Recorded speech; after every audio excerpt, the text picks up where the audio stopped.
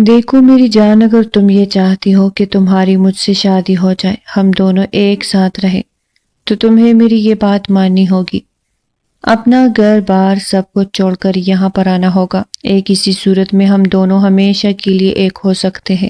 وہ اس کی محبت میں مجبور ہو گئی تھی، کیونکہ اسے اندازہ ہو گیا تھا کہ اماں بابا تو اب اس کی شادی کر دیں گے، وہ اسے مزید اب اس گھر میں رکھنے کے لیے تیار نہیں ہوں گے۔ اماں کو اس پر شک ہو گیا تھا، اور میشی کو یہ احساس ہونے لگا تھا کہ اماں نے بابا کو بھی یہ بات بتا دی ہے۔ اگر ایسا ہو گیا تو اب وہ تو اسے زندہ نہیں چھوڑیں گے۔ ایک احساس خوف کا بھی تھا، اور دوسرا اپنے محبوب سے دور رہنے کا احساس بھی تھا، جو اسے یہ انتہائی قدم اٹھانے پر مجبور کر رہا تھا۔ نہ جانے کیسے اس میں اتنی ہمت آ گئی تھی۔ سارے کام اس نے اتنی خاموشی سے اور ہوشیاری سے کیا کہ کسی کو کانوں کان خبر بھی نہ ہو سکی تھی۔ سب حویلی والے سو رہے تھے، اور وہ ان کی عزت کو پاؤں تلے روند کر دروازے سے باہر نکلتی چلی گئی تھی۔ ایک بار اس کا دل کانپا تھا، قدم آگے بڑھنے سے رکے تھے، مگر پھر وہ سر جھٹک کر آگے چلنے لگی تھی۔ بھلا وہ ساری زندگی ایک ایسے ناپسندیدہ انسان کے ساتھ کیسے گزار سکتی تھی؟ یہ بات اس کے ماں باپ کبھی بھی سمجھ نہیں سکتے تھے۔ وہ جانتی تھی کہ آج اگر یہ قدم نہیں اٹھایا تو باقی کی زندگی پچھتانا پڑے گا، اور اگر اس کے شوہر کو یہ بات معلوم ہو گئی تو وہ اسے تانے دے دے کر مار دے گا۔ کچھ پل تو اسی شش و پنج میں ہی رہی کہ اب کیا کرے۔ دوسری طرف زین بھی اپنی سوچوں میں گم تھا کہ کیا کیا جائے۔ کیا حویلی والوں کی عزت پاؤں تلے روند کر آگے گزر جائے، یا انہیں اس غلطی کے لیے معاف کر دے؟ حویلی والوں نے اس کے ساتھ کون سا نیکی کی تھی، کون سا اچھا کیا تھا؟ اس کی زندگی برباد کر دی تھی۔ اس کے اپنوں کو اس کے آنکھوں کے سامنے اس سے چھین لیا تھا، اور وہ کچھ بھی نہیں کر پایا تھا۔ جب بھی وہ لمحات یاد آتے تو وہ کتنی بے بسی محسوس کرتا تھا، مٹیاں بھینچ کر رہ جاتا تھا۔ اب ایک بار پھر اسے غصہ آنے لگا تھا۔ وہ یہاں سے کہیں نہیں جائے گا، وہ اس حویلی کی عزت کو پاؤں تلے روند دے گا۔ زین نے یہ فیصلہ کیا اور پھر مطمئن سا ہو گیا۔ اسے یہ ڈر بھی تھا کہ کہیں ایسا نہ ہو کہ ان وقت پر مشال کا دل ڈگمگا جائے، اپنی ماں باپ کی محبت اس محبت پر حاوی ہو جائے۔ مگر بھلا ہو مشال کا، جس نے اپنے ہوش و حواس کو دیا تھا۔ وہ اسے اپنے سامنے آتی نظر آئی تو اس کی آنکھوں میں چمک آ گئی تھی۔ اچھا کیا جو تم نے اپنے بارے میں سوچا، یہاں پر آ گئی۔ اگر تھوڑی دیر مزید نہ آتی تو میں یہاں سے چلا جاتا۔ ایسے کیسے چلے جاتے؟ میں نے تمہارے لیے انتہائی قدم اٹھایا، اب تم مجھے چھوڑ کر کہیں نہیں جا سکتے۔ وہ اس کے ساتھ بائک پر بیٹھتے ہوئے بولی تھی۔ بائک ایک نامعلوم منزل کی طرف چل پڑی تھی۔ دونوں اپنی اپنی سوچوں میں گم تھے۔ زین کی آنکھوں کے سامنے وہ چہرہ گھوم کے رہ گیا تھا جو اسے دنیا میں سب سے زیادہ پسند تھا، اور وہ چہرہ جو آخری سانسیں لے رہا تھا۔ اس وقت کی اذیت یاد آتے ہی اس کے رگوں میں غصے کی شدید لہر دوڑ گئی تھی، اور وہ مٹیاں بھینچ گیا تھا۔ مشال اپنے گھر والوں کے بارے میں سوچ رہی تھی۔ جب انہیں مشال کی گمشدگی کے بارے میں پتہ چلے گا تو وہ سب کیا کریں گے؟ اسے کسی کی بھی فکر نہیں تھی، بس اسے بی جان کی پریشانی تھی۔ بی جان کے دل پر نہ جانے کیا بیتے گی۔ بابا جان اور بھائی جان نہ جانے ان کے ساتھ کیا سلوک کریں گے۔ کہیں وہ سب کا الزام بی جان کو نہ ٹھہرا دے، کہیں وہ یہ نہ سمجھے کہ وہ بھی سب میں برابر کی شریک ہے۔ زین کی بائک تیز رفتاری سے اندھیرے میں گم ہو رہی تھی، اور مشال کا دل دھڑکن کی رفتار سے بھی زیادہ تیزی سے دھڑک رہا تھا۔ وہ ایک عجیب سی کیفیت میں مبتلا تھی، جیسے وہ اپنے ہوش و حواس کھو چکی ہو۔ زین کی سخت مٹیاں اور چہرے پر جمی تلخی بتا رہی تھی کہ اس کا دل اندر سے کس قدر ٹوٹا ہوا تھا۔ مشال کے دل میں گھر والوں کی یادیں اور ان کے چہرے ایک کے بعد دیگر آ رہے تھے، مگر وہ اپنی محبت کے آگے یہ سب قربان کر چکی تھی۔ زین کی آنکھوں میں چمک بھی تھی اور ایک گہرا درد بھی۔ جیسے وہ اپنے ماضی کے زخموں کو دہرا رہا ہو۔ دونوں کے دلوں میں ایک عجیب سی کشمکش چل رہی تھی، مگر منزل ایک ہی تھی، آزادی، اپنی محبت کے ساتھ زندگی گزارنے کی آزادی۔ جیسے ہی بائک نے ایک سنسان علاقے کا راستہ لیا، مشال نے دھیرے سے کہا، زین، ہم جو کر رہے ہیں، کیا یہ سب ٹھیک ہے؟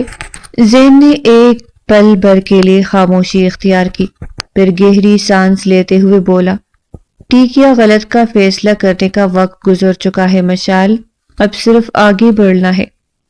مشال نے اس کی بات پر سر ہلا دیا، مگر اس کی آنکھوں میں سوالات اب بھی جھلک رہے تھے۔ پیچھے حویلی میں سب جاگ چکے تھے، مشال کے غائب ہونے کی خبر گونج چکی تھی۔ اماں کے چہرے پر غصے اور خوف کے سائے تھے، اور بابا کا غصہ بپھرا ہوا تھا۔ بیجان ایک کونے میں بیٹی دعا مانگ رہی تھی کہ ان کی بچی جہاں بھی ہو محفوظ ہو، لیکن مشال اور زین کے لیے وہ لمحہ صرف ان کا تھا، ایک نیا آغاز، چاہے انجام کچھ بھی ہو۔ حویلی میں کہرام مچا ہوا تھا، بابا جان کے غصے نے پورے گھر کو لرزا دیا تھا۔ یہ کیسے ہو سکتا ہے ہماری بیٹی یوں گھر سے بھاگ جائے؟ یہ ہماری عزت کا سوال ہے۔ ان کے الفاظ گرج کی طرح گونج رہے تھے۔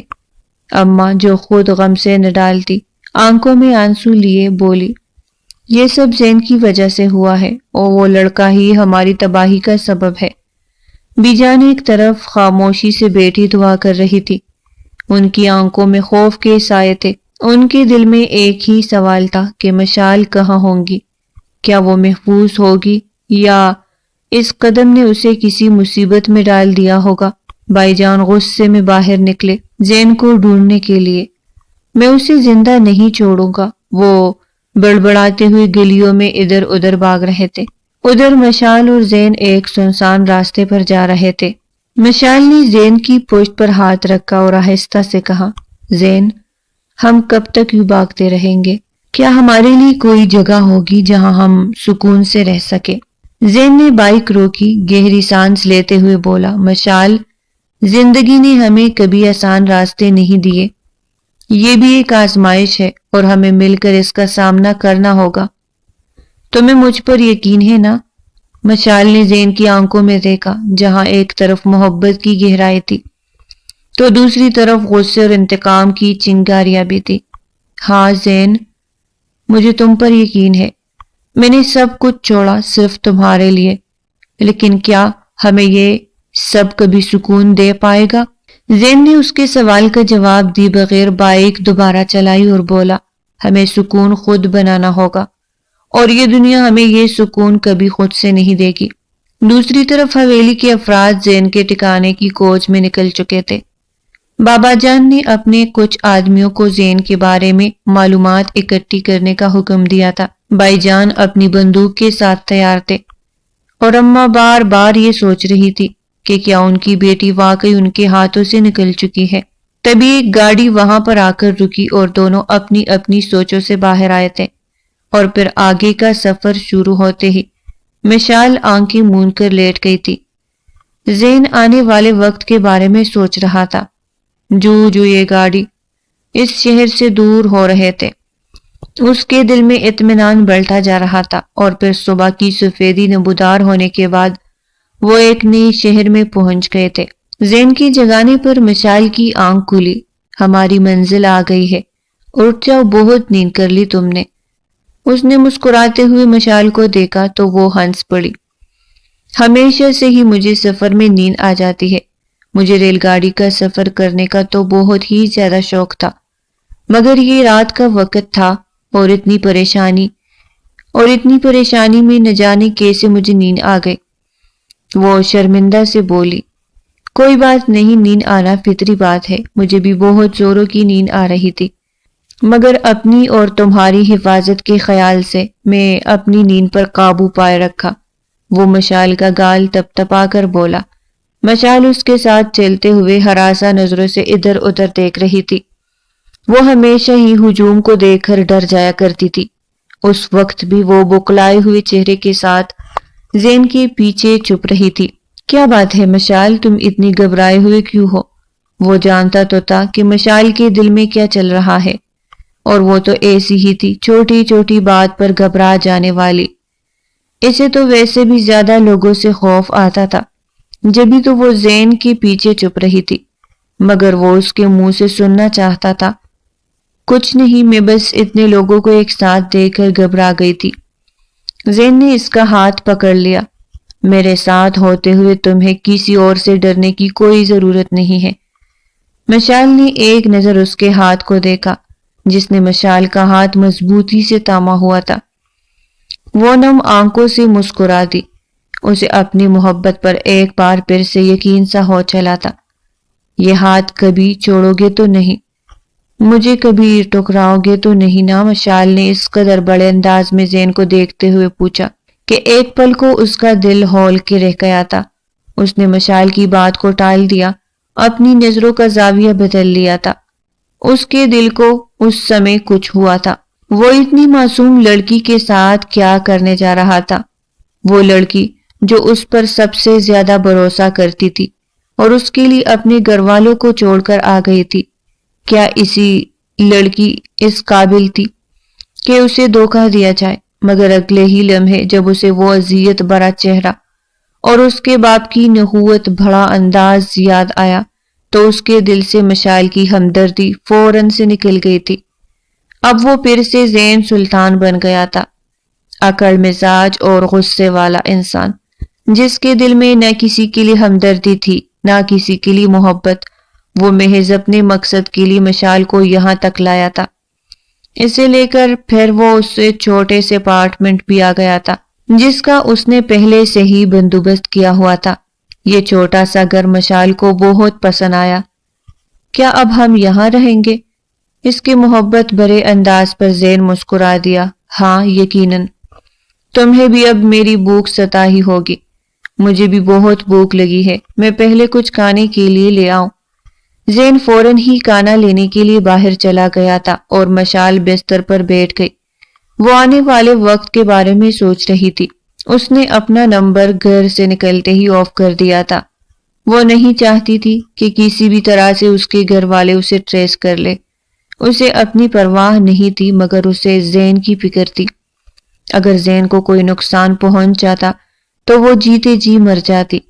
کافی دیر گزر گئی تھی، تب جا کر زین گھر واپس آیا۔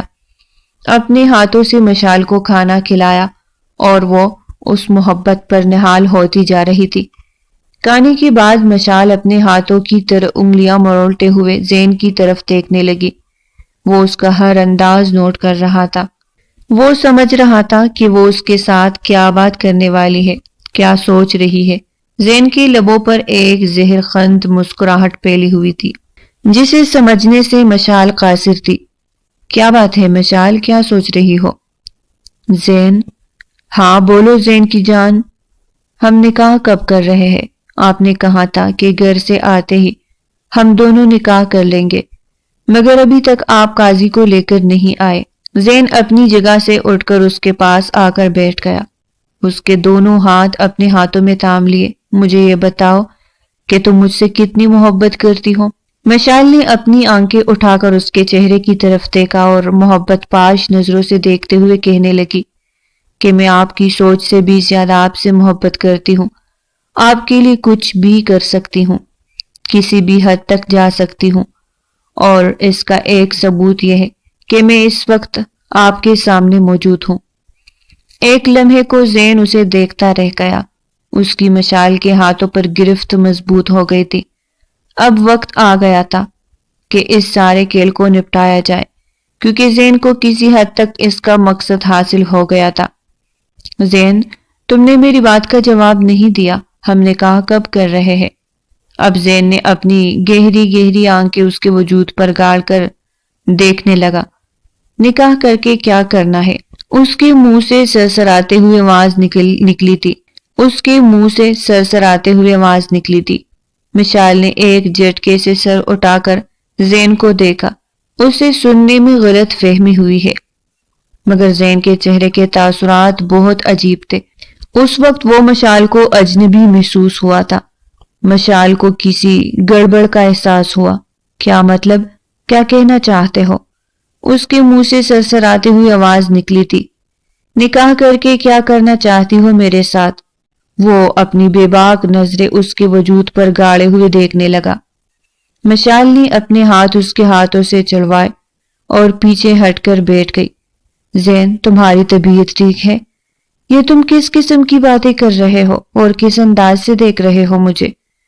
اس نے دوپٹے کو کچھ اور بھی اپنے وجود کے ارد گرد لپیٹ لیا تھا۔ نہ جانے کیوں اسے اس وقت زین سے خوف آنے لگا تھا۔ زین نے اسے بازو سے پکڑ کر اپنی طرف کھینچا۔ جو تم سمجھ رہی ہو وہی کہہ رہا ہوں میں، یہ کہہ کر اس نے دوپٹہ اتار کر دور اچھال دیا اور اس پر جھکتا چلا گیا۔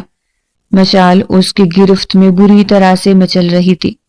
وہ اپنے آپ کو اس سے چھڑوانے کی کوشش کرنے لگی۔ مشال نے اسے زوردار دھکا دیا۔ زین اس کے لیے بالکل بھی تیار نہیں تھا۔ تم یہ سب کیا کر رہے ہو؟ مجھے کچھ سمجھ نہیں آ رہا، مشال روتے ہوئے کہنے لگی۔ تو زین ایک بار پھر سے اس کی طرف بڑھا، مگر اب مشال وہاں سے بھاگ کر دروازے کے پاس پہنچ چکی تھی اور زین نے اسے بازو سے پکڑ کر اپنی طرف کھینچ لیا تھا۔ کیوں مشال، اب کیوں بھاگ رہی ہو مجھ سے؟ تم محبت کرتی ہو میرے لیے ہی تو تم اپنے گھر والوں کو چھوڑ کر یہاں پر آئی ہو، اور اب مجھے ہی چھوڑ کر یہاں سے بھاگ رہی ہو۔ یہ تو بہت غلط بات ہے، وہ لبوں پر تمسخر سجائے اسے دیکھتے ہوئے کہنے لگا۔ مشال کی آنکھوں سے آنسو بہنے لگے۔ زین، میں کبھی سوچ بھی نہیں سکتی تھی کہ تم میرے ساتھ ایسا بھی کر سکتے ہو۔ تم مجھ سے محبت کرتے ہو، تم نے مجھ سے کہا تھا کہ تم مجھ سے شادی کرو گے، مگر اب یہ سب کیا ہے؟ میں تم سے محبت نہیں کرتا، تم سے محبت کا ناٹک کر رہا تھا، اور میں تم سے شادی بھی نہیں کروں گا۔ میں وہی سب کچھ تمہارے ساتھ کرنے والا ہوں جو کرنے کے لیے میں تمہیں لایا ہوں، اور اگر تم مجھے مجبور کرو گی تو میں زبردستی کرنے پر مجبور ہو جاؤں گا۔ وہ جارانہ انداز میں اس کی طرف بڑھا اور اسے کھینچتے ہوئے بستر پر لایا۔ مشال اس کی گرفت میں مچلی جا رہی تھی۔ خدا کے لیے زین، تم ایسا نہیں کر سکتے، آخر تم ایسا کیوں کر رہے ہو؟ کون کر سکتا ہے اپنی محبت کے ساتھ ایسا؟ میرے ساتھ ایسا مت کرو، مجھے چھوڑ دو، مجھے جانے دو۔ مگر زین پر اس کی کوئی بات اثر نہیں ہو رہی تھی۔ وہ اپنی شرٹ کے بٹن کھولتا ہوا اس کی طرف بڑھنے لگا تھا۔ کمرہ مشال کی آہوں اور سسکیوں سے گونج رہا تھا، اور پھر بچپن سے مشال دیکھتی آ رہی تھی کہ حویلی میں بابا جان کا ہی حکم چلتا تھا۔ بی جان ہر وقت ڈری سہمی سے رہتی تھی۔ انہیں یہی خوف ستائے رکھتا تھا کہ کوئی ایسی بات نہ ہو جائے جو بابا جان کی مرضی کے خلاف ہو۔ اس کی وجہ سے وہ مشال کو بھی اپنے ساتھ سے چمٹائے رکھتی تھی، جبکہ مشال کو بی جان کا خوف بے بنیاد معلوم ہوتا تھا، کیونکہ بابا جان مشال سے بہت محبت کرتے تھے اور انہوں نے کبھی مشال کو ڈانٹا تک نہیں تھا۔ مگر اس کے باوجود بھی نہ جانے بی جان کو ایسے کیا خدشات تھے جو وہ مشال کو اپنے آنچل میں چھپائے رکھتی تھی، اور ہر وقت اسے یہی ڈراوا دیے رہتی تھی کہ بابا کے سامنے کوئی بھی ایسی حرکت مت کرنا، انہیں غصہ آ جائے۔ اس وقت مشال کوئی 8 سال کی تھی جب اس نے پہلی بار بابا کے غصے سے ڈر لگا تھا۔ اس دن وہ اپنی بی جان کے پاس بیٹھ کر ہوم ورک کر رہی تھی جب ایک دم سے بابا کے دھاڑنے کی آواز سنائی دی۔ یہ سن کر بی جان خوفزدہ ہو گئی تھی۔ وہ جلدی سے بھاگتے ہوئے اپنے کمرے کی جانب گئی تھی جہاں سے بابا جان کی آواز آ رہی تھی، اور مشال بھی ان کی تقلید میں چلتے ہوئے کمرے تک آئی تھی۔ وہ بھی حیران تھی کہ آخر اس کے جان سے پیارے بابا کو غصہ کس بات پر تھا۔ جب کمرے پہنچی تو ان کے سامنے ایک ملازمہ کھڑی تھی اور اس کے ساتھ ایک مشال سے چند برس بڑا بچہ لڑکا کھڑا تھا۔ وہ لڑکا بھی بری طرح سے سہما ہوا تھا۔ عورت بری طرح سے رو رہی تھی۔ صاحب جی معاف کر دے، غلطی ہو گئی، دوبارہ ایسی غلطی نہیں ہوگی۔ بی جان نے ڈرتے ہوئے پوچھا، کیا بات ہے، کیا کیا اس عورت نے؟ اب کی بار بابا جان غصے سے داڑنے لگے۔ تم جاہل عورت، تمہیں کس نے حق دیا ہے میرے معاملات میں بولنے کا؟ نکلو یہاں سے۔ یہ کہہ کر انہوں نے بی جان کو کمرے سے نکال دیا تھا، جبکہ مشال وہیں پر کڑی رہ گئی تھی۔ اب زندگی میں پہلی بار بابا جان نے اسے غصے سے گور کر دیکھا۔ تم یہاں پہ کیا کر رہی ہو؟ جاؤ یہاں سے۔ مشال تو ان کا رویہ دیکھ کر گویا پتھر کی بت بن کے رہ گئی تھی۔ وہ کبھی سوچ بھی نہیں سکتی تھی کہ اس کے بابا جان اسے اس طرح سے بھی بات کر سکتے ہیں۔ بابا جان اس عورت کا ہاتھ پکڑ کر کمرے سے باہر لے گئے تھے اور وہ بچہ بھی روتے ہوئے اس کے پیچھے جا رہا تھا۔ اس کے بعد بابا جان اگلے دن گھر واپس آئے تھے۔ تب تک ان کا غصہ دور ہو چکا تھا، مگر نہ جانے کیوں ان کی غیر موجودگی میں بی جان بہت ہی زیادہ روئی تھی۔ وہ بار بار اس عورت کے بارے میں پریشانی کا اظہار کر رہی تھی اور باقی ملازماؤں کے چہرے پر بھی تشویش کے سائے تھے۔ اگلے دن مشال نے ایک ملازمہ کو چپکے روتے ہوئے دیکھا تھا۔ تب اسے معلوم ہوا تھا کہ بابا جان نے جس ملازمہ پر غصہ کیا تھا آج اس کی موت واقع ہو گئی ہے، مگر اسے کیا ہوا تھا کوئی اس بارے میں کچھ بھی نہیں جانتا تھا، اور نہ ہی مشال نے اس کے بارے میں کسی سے بات سنی تھی۔ وقت گزرنے کے ساتھ ساتھ اس پر بابا جان کی سختی عیا ہو گئی تھی۔ بی جان کے ساتھ ساتھ گھر کی ملازمائیں بھی بابا جان سے بہت ڈرتی تھی، اور اب تو آدھا صاحب بھی جوان ہو گئے تھے اور وہ بھی سب پر رعب جماتے پھرتے تھے۔ یہ سب مشال کو بالکل بھی پسند نہیں تھا، مگر وہ کسی سے کہتی بھی تو کیا۔ مشال واحد گاؤں کی لڑکی تھی جو اسکول میں پڑھ رہی تھی۔ ایک ملازم اسے اسکول میں چھوڑنے اور لے جانے جاتا تھا۔ دیکھتے ہی دیکھتے مشال نے بھی جوانی کی دہلیز پر قدم رکھ دیا تھا۔ آدھا سائیں کے بار بار کہنے کے باوجود بھی بابا جان نے اسے اسکول سے اٹھایا نہیں تھا، بلکہ کہنے لگے کہ اچھی بات ہے، میری بیٹی پڑھ لکھ جائے گی، کسی قابل ہو جائے گی۔ میں سمجھتا ہوں کہ میری بیٹی کو کس قابل ہونا چاہیے۔ وہ حویلی کی باقی عورتوں سے مختلف ہے، ویسے بھی میں اس کی شادی اپنے دوست شہباز کے بیٹے کے ساتھ کرنا چاہتا ہوں۔ تم جانتے ہو کہ وہ امریکہ میں ڈاکٹر بن رہا ہے، اور جب وہ اتنا پڑھ لکھ کر واپس آئے گا تب وہ بھی یہ خواہش کرے گا کہ اس کی بیوی بھی پڑھی لکھی ہو۔ یہی وجہ ہے کہ میں مشال کو پڑھا رہا ہوں۔ ان کی بات سن کر آدھا سائیں خاموش ہو گئے تھے، اور بی بی جان خوش تھی کہ مشال کو ان جیسا روایتی گھرانہ نہیں ملے گا، بلکہ وہ شہیر جیسے پڑھے لکھے انسان کی بیوی بنے گی۔ اس کے بعد بی جان کو اس کے مستقبل کے حوالے سے تشویش نہیں ہوتی تھی، کیونکہ وہ جان گئی تھی کہ بابا جان اس سے بہت محبت کرتے ہیں، اور آدھا صاحب بھی اس کے ساتھ بہت پیار سے پیش آنے لگے تھے۔ وہ کبھی اس کے ساتھ زیادتی نہیں کریں گے۔ آدھا صاحب کو خود پڑھائی لکھائی سے کوئی دلچسپی نہیں تھی۔ انہوں نے مارے بندے میٹرک کیا تھا، لیکن جب مشال کا میٹرک کا رزلٹ آیا تو تب بابا جان نے اس کی خواہش پر اسے شہر میں کالج میں داخلہ دلوا دیا تھا۔ مشال کو بالکل بھی امید نہیں تھی کہ اسے کالج میں جانے کی اجازت مل جائے گی، مگر جب بابا جان نے اسے پریکٹس فارم لا کر دیا اور خود جا کر اس کا شہر کے سب سے بڑے کالج میں ایڈمیشن کروایا تو مشال دم بخود رہ گئی تھی۔ اسے اپنی قسمت پر رشک آ رہا تھا۔ وہ اپنے جیسے گھرانوں کی حویلی کی باقی لڑکیوں کو دیکھتی تو ان سب کی زندگیوں پر اسے ترس آتا تھا۔ وہ سوچتی تھی کہ کیا اس کی زندگی بھی ایسی ہی گزرے گی، چار دیواری میں محدود ہو کر، مگر اب اسے معلوم ہو گیا تھا کہ اس کا بابا جان اس کے لیے کچھ اور سوچے ہوئے ہے۔ وہ کبھی بھی اس کے ساتھ زیادتی نہیں کر سکتے۔ کالج میں آنے جانے کے لیے بابا جان نے ڈرائیور رکھا ہوا تھا جو کہ پورا دن تک کالج کے باہر گاڑی لیے کھڑا رہتا تھا، اور جس وقت بھی مشال کو چھٹی ہوتی وہ اسی وقت اسے لے کر گھر پہنچ جاتا تھا۔ بابا جان مشال کو موبائل بھی لے کر دیا تھا۔ وہ جانتے تھے کہ موبائل ہر انسان کے لیے آج کل کی ضرورت ہے۔ مشال کے ساتھ رابطے میں رہنے کے لیے انہوں نے آدھا صحیح کے اختلاف کے باوجود اسے موبائل لے کر دے دیا۔ بابا جان آج تک آپ نے جو بھی کیا میں نے خاموشی سے آپ کی رضامندی کے آگے سر جھکا دیا، یہاں تک کہ آپ نے مشال کو کالج میں پڑھنے کے لیے بھیج دیا۔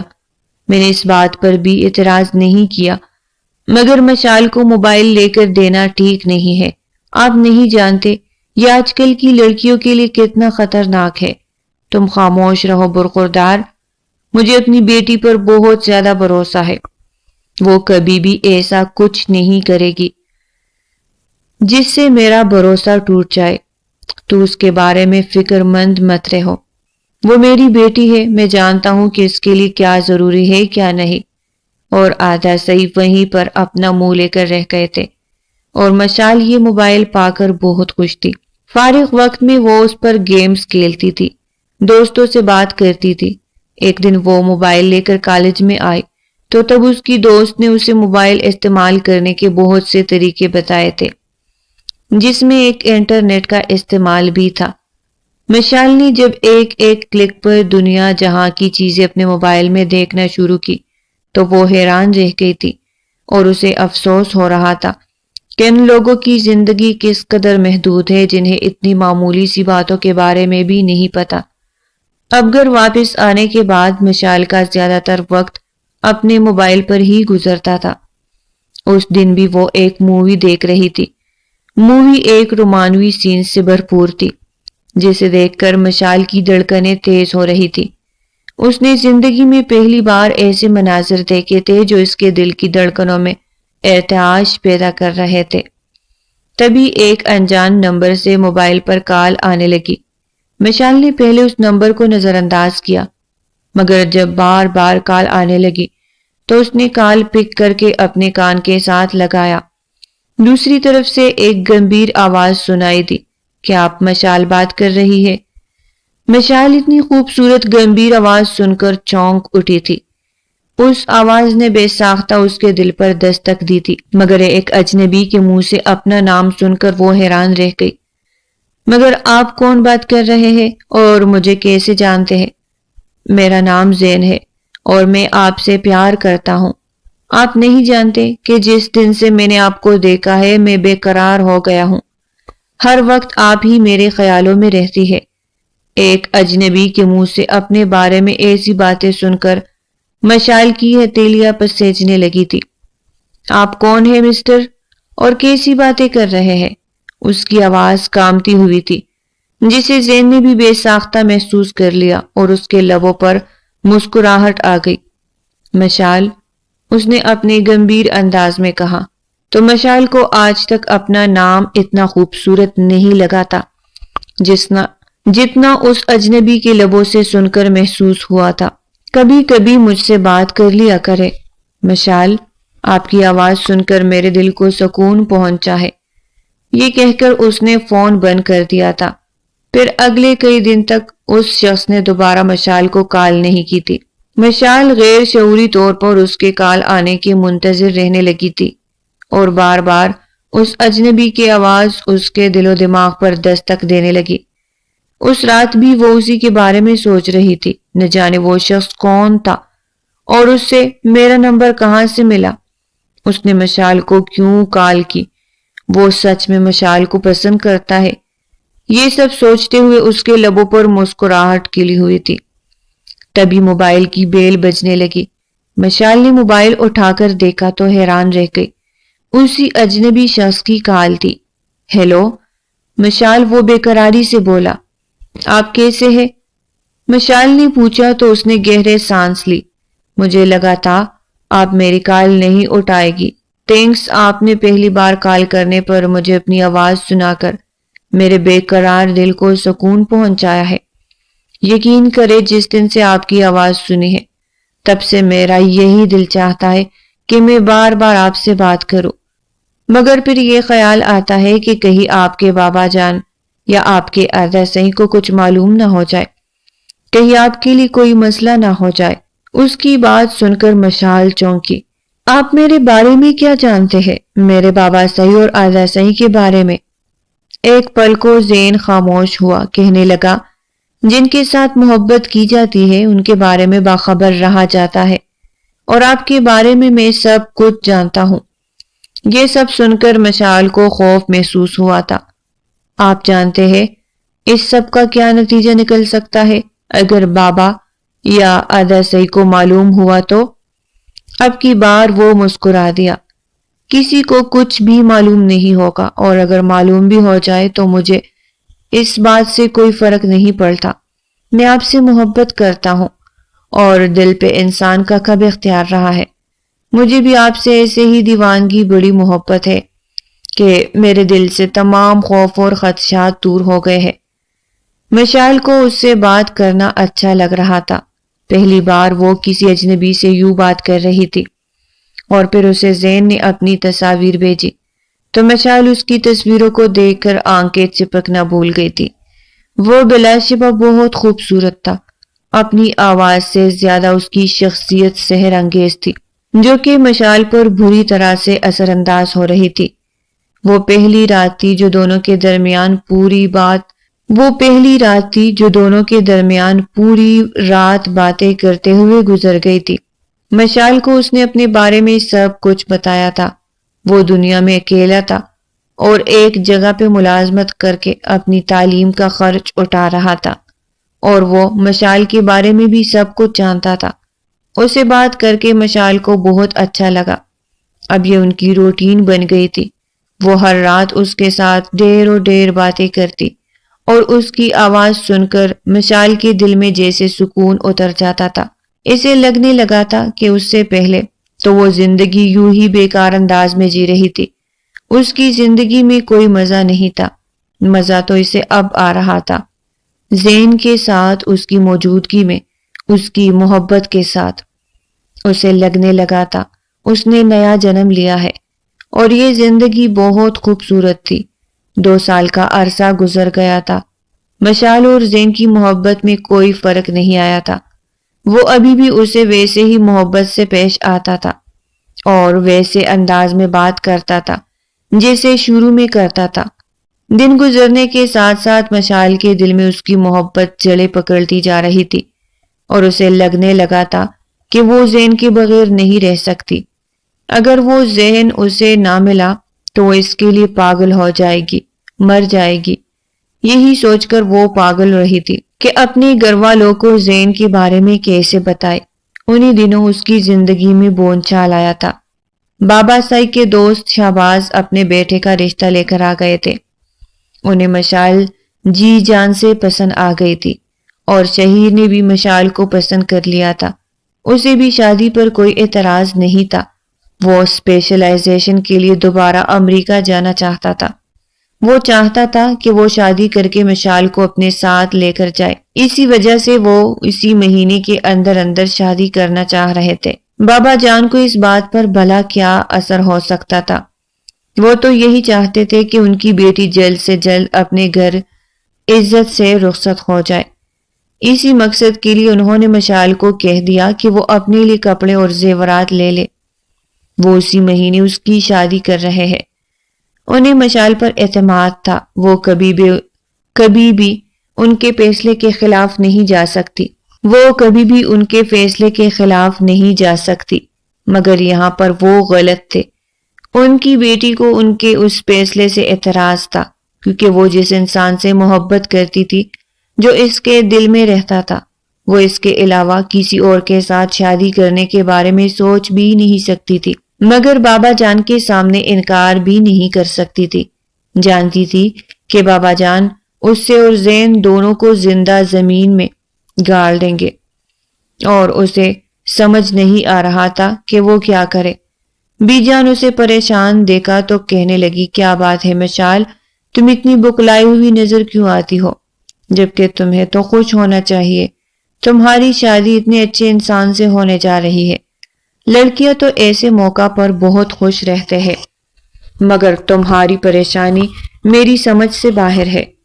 مشال نے انہیں دیکھا، کچھ بولنے کی کوشش کی، مگر پھر یہ سوچ کر انہیں ٹال دیا کہ بی جان کی تو گھر میں بالکل بھی نہیں چلتی، اور وہ تو ویسے بھی بابا جان سے بہت ڈرتی تھی۔ اگر مشال انہیں اپنے دل کی بات بتا دیتی تو وہ یہ سن کر ہی خوف سے مر جاتی کہ اگر بابا جان کو بھنک بھی پڑ گئی تو کیا ہوگا۔ ایسے میں مشال اپنی ماں سے بھی اس بارے میں کوئی بات نہیں کر سکتی تھی۔ ایک زین ہی تھا جسے اس نے اپنا سارا مسئلہ بتایا۔ رو رو کر کہنے لگی کہ میں یہ شادی نہیں کر سکتی، میں تمہارے بغیر نہیں رہ سکتی، تم کچھ کرو۔ دوسری طرف زین کے لبوں پر مسکراہٹ کھل اٹھی تھی۔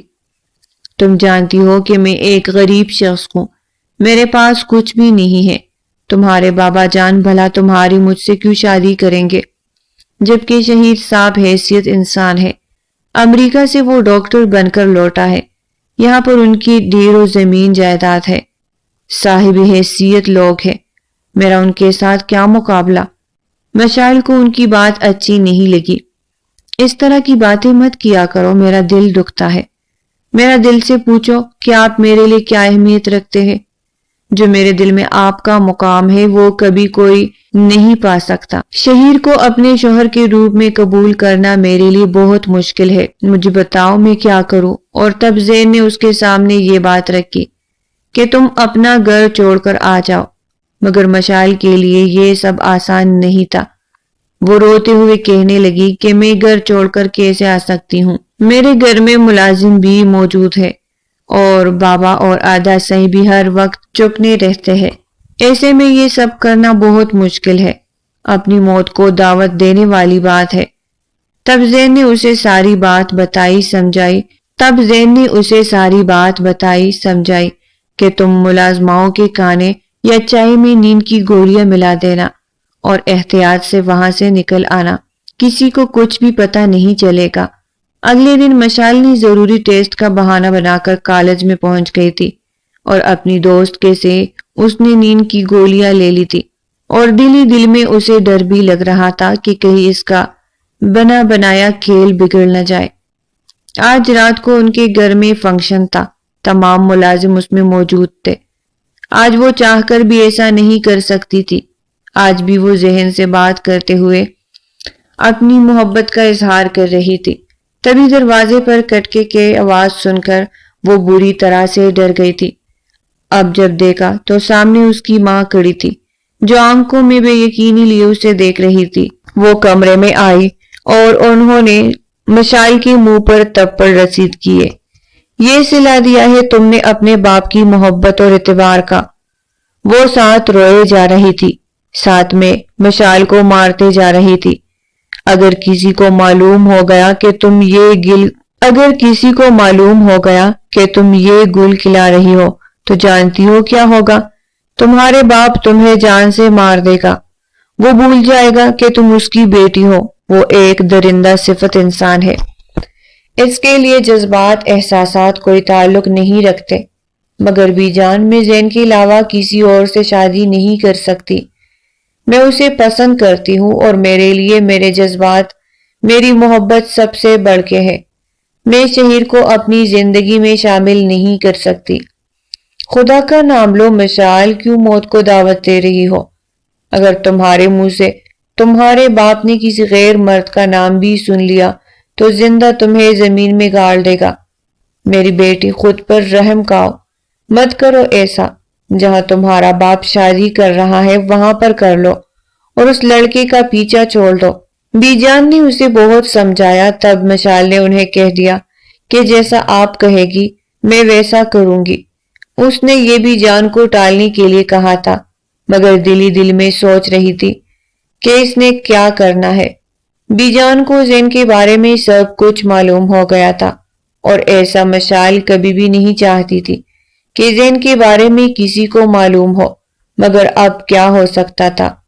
یہ سب ان کے پلان میں شامل نہیں تھا. جب اس نے زین کو یہ بات بتائی تو کہنے لگا کہ کوئی بات نہیں، میں کوئی نہ کوئی بندوبست کر لوں گا. اور یوں بھی تمہاری بی جان کو صرف میرا نام پتا ہے. انہوں نے میری صرف تصویر دیکھی ہے. ایسے میں ان کے لیے یہ بات جاننا مشکل ہوگا کہ میں کون ہوں، کہاں رہتا ہوں. اور یہ اتنی بڑی بات نہیں.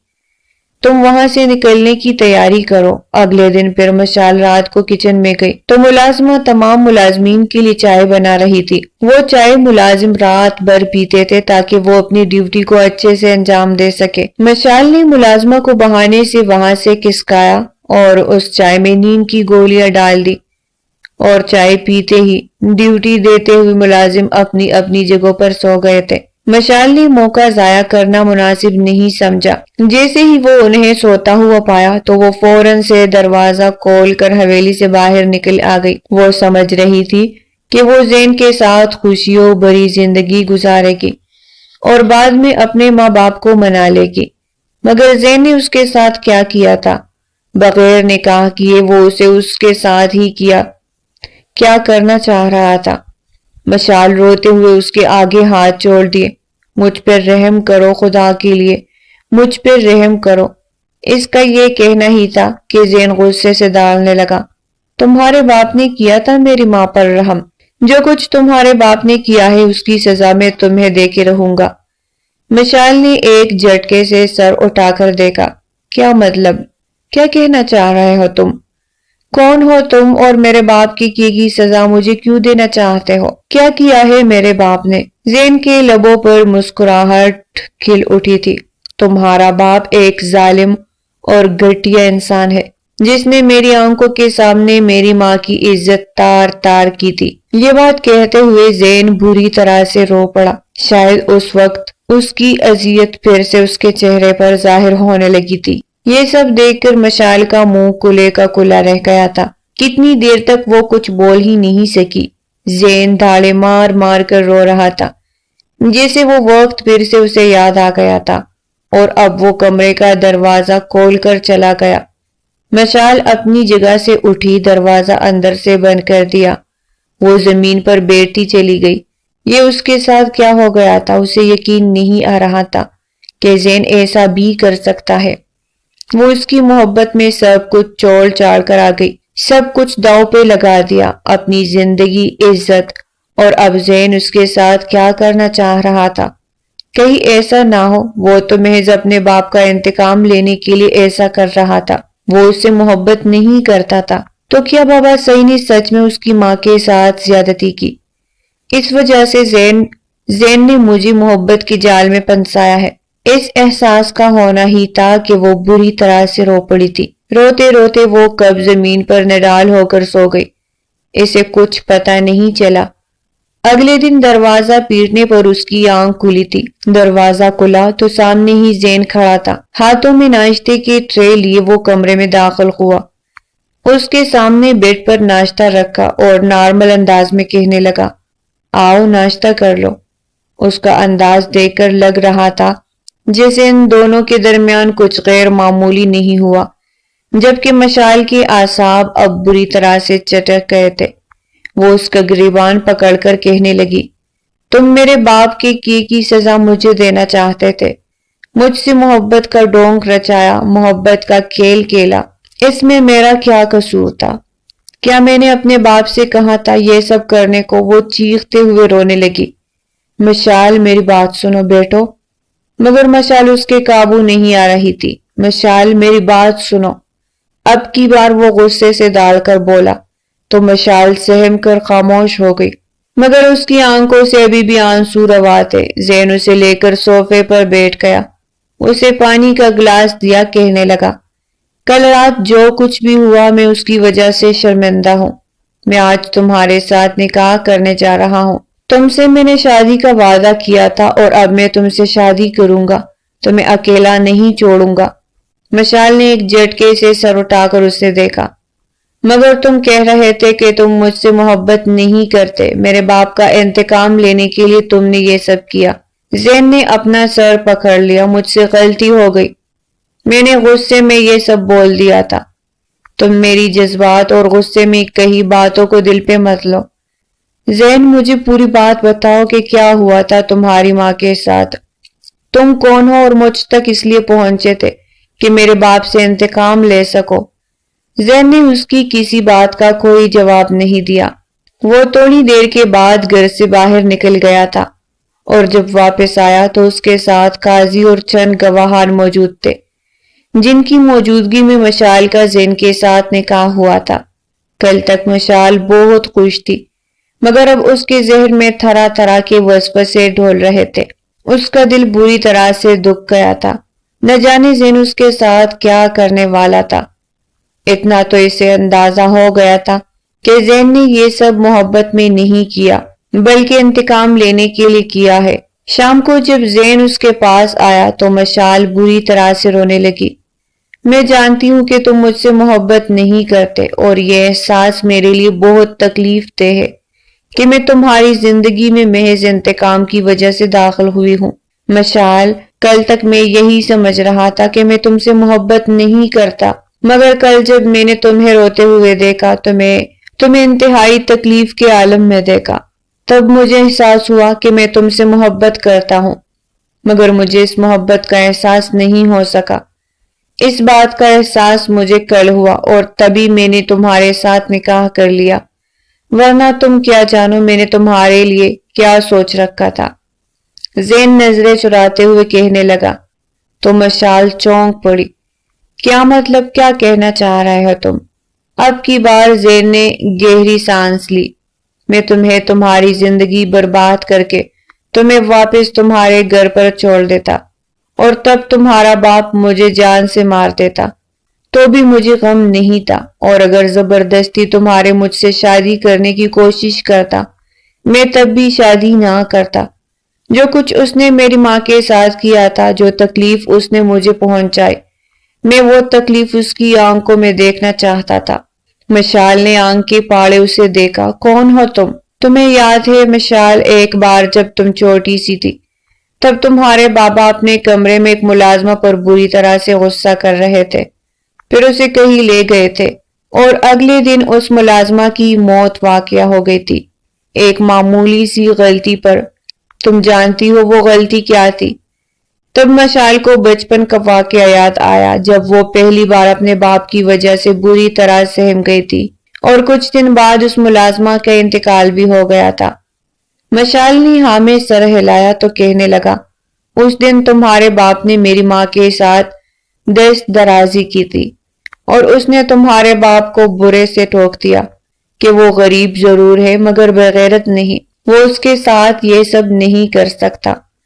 تب غصے میں آ کر تمہارے باپ اس پر ڈال رہا تھا اور پھر میری ماں کو اس نے اغوا کر لیا، ہم دونوں کو وہ ایک جگہ پر لے گیا تھا۔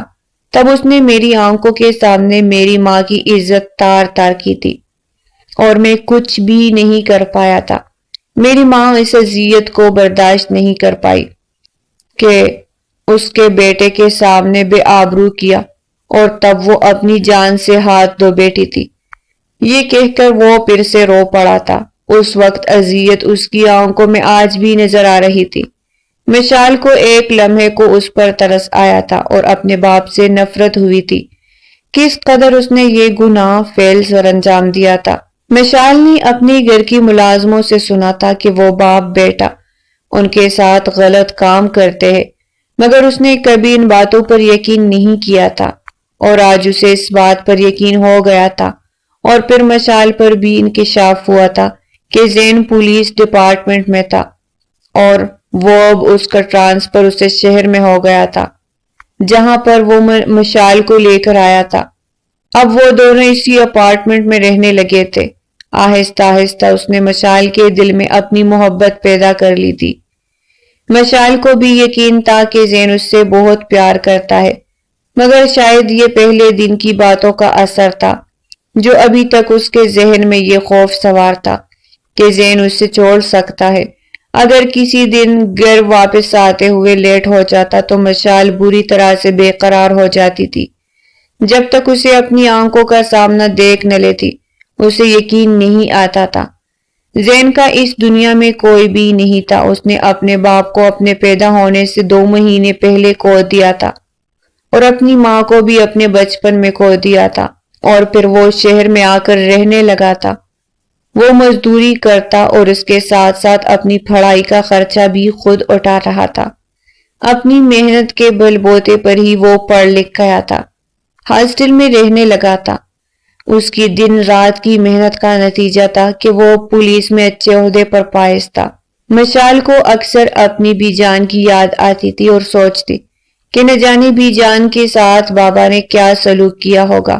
ان دونوں کو یہاں پر آئے ہوئے 1 سال کا عرصہ گزر گیا تھا۔ تب ایک دن زین اسے کہنے لگا، کیا تمہیں اپنے گھر والوں کی یاد نہیں آتی؟ تمہارا دل نہیں چاہتا کہ تم اپنے ماں باپ سے بات کرو؟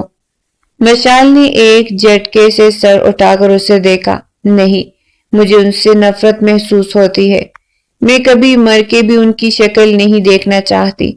زین نے ایک گہری سانس لی۔ کبھی کبھی مجھے لگتا ہے کہ میں نے تمہیں تمہارے گھر والوں سے دور کر کے غلطی کی ہے، تمہیں تمہارے اپنوں سے دور کر دیا۔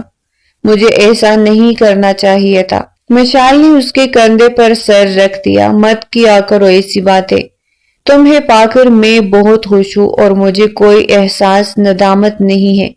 زین کے بار بار کہنے کے باوجود بھی اس نے اپنے ماں باپ سے تعلق دوبارہ قائم نہیں کیا تھا۔ وہ جانتی تھی کہ اس کے بابا بہت ظالم ہے۔ اگر انہیں بھنک تک بھی پڑ گئی کہ مشال کہاں ہے، کس کے ساتھ ہے، تو وہ ان دونوں کو زندہ زمین میں دفن کر دیں گے۔ زین نے اپنے طور پر معلوم کروایا تھا تو اسے پتا چلا کہ مشال کی ماں کا انتقال ہو چکا ہے، جبکہ اس کے باپ بھائی بہت غصے میں تھے اور وہ ابھی تک اسے ڈھونڈ رہے تھے۔ یقیناً اگر مشال ان کے ساتھ آ جاتے تو وہ زندہ نہ بچتی۔ یہی سوچ کر زین اسے لے کر کینیڈا گیا تھا اور یہاں پر آ کر ان دونوں نے نئے سرے سے اپنی زندگی کا آغاز کیا تھا۔